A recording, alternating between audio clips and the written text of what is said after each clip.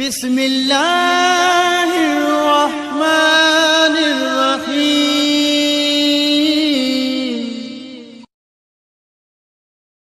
औज़ु बिल्लाहि मिनश शैतानिर रजीम। बिस्मिल्लाहिर्रहमानिर्रहीम।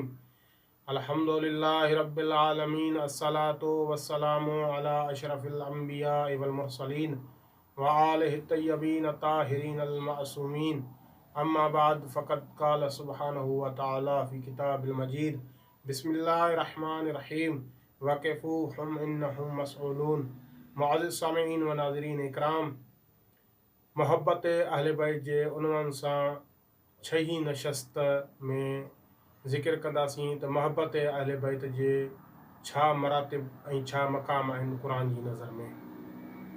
इन जे लाइ सूरह साफ़ात जी आयत नंबर 24 जी तिलावत जो शरफ़ हासिल कयो आहे। इरशाद ख़ुदावंदी थो थिए, वक़िफ़ूहुम इन्नहुम मसऊलून। इन्हनि खे रोकियो, इन्हनि खां सवाल कयो वेंदो। इन आयत करीमा में टिनि सवालनि जी तरफ़ इशारो आहे। टे सवाल पैदा थियनि था त वक़िफ़ूहुम, इन्हनि खे रोकियो, कंहिंखे रोकियो वेंदो। इन्हनि खां मसऊलून, सवाल कयो वेंदो। कंहिंखे रोकियो वेंदो, काथे रोकियो वेंदो ऐं सवाल कहिड़ो कयो वेंदो। इन टिनि सवालनि जे जवाब खे हल करण जे लाइ नबी ख़ुदा मोहम्मद मुस्तफ़ा सल्लल्लाहु अलैहि वसल्लम जिन जे फ़रमान जी तरफ़ नज़र कंदासीं, जेको जामिउल फ़वाइद ऐं तावीलुल आयात ज़ाहिरा में मौजूदु आहे। इब्न अब्बास खां नक़ल थियल आहे। इज़ा कान यौमिल क़ियामते अमर अल्लाहु मालिकन ऐं यसइरन नीरान सबए। नबी पाक सल्लल्लाहु अलैहि वसल्लम जिन फ़रमाइनि था, जॾहिं क़यामत जो ॾींहुं थींदो त अल्लाह पाक मलाइका खे हुकुम कंदो त जहन्नम जे 7 ई तबक़नि खे बाहि सां, अज़ाब सां वधायो, उनजी बाहि खे वधायो। ऐं उन खां बाद में नबी पाक सल्लल्लाहु अलैहि वसल्लम फ़रमाइनि था, अमर अल्लाहु रिज़वान ऐं यज़फ़िर फ़ल जिनान निस्मान।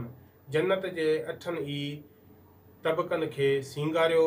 ऐं उन खां बाद में वयकूलो मीकाइल मुद्दु सिरात अला जहन्नम अला मतने जहन्नम।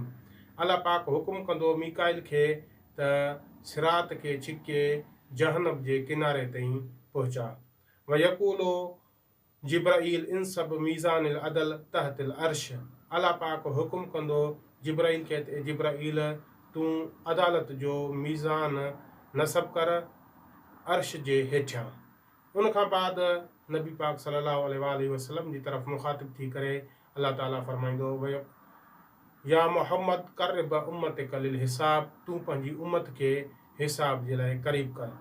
उन खां बाद नबी पाक सल्लल्लाहु अलैहि वसल्लम फरमाए थो, सुम्मा यअमर अल्लाहु अन यअक़िद अल सिरात सबअ कनातिर।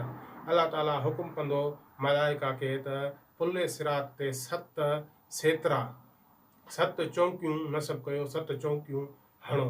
कुल्लो कंतरा सबअत अशर अलिफ फ़रसख़। ऐं उहे जेके सेतरा या चौकियूं हूंदियूं, उन्हनि जी तूल 17,000 फ़रसख़ हूंदी।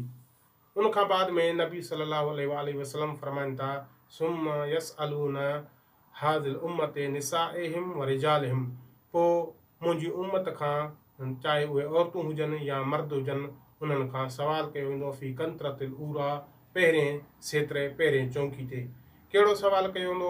फ़ी विलायत अमीरुल मोमिनीन व हुब्बु अहले बैत मोहम्मद सल्लल्लाहु अलैहि वसल्लम।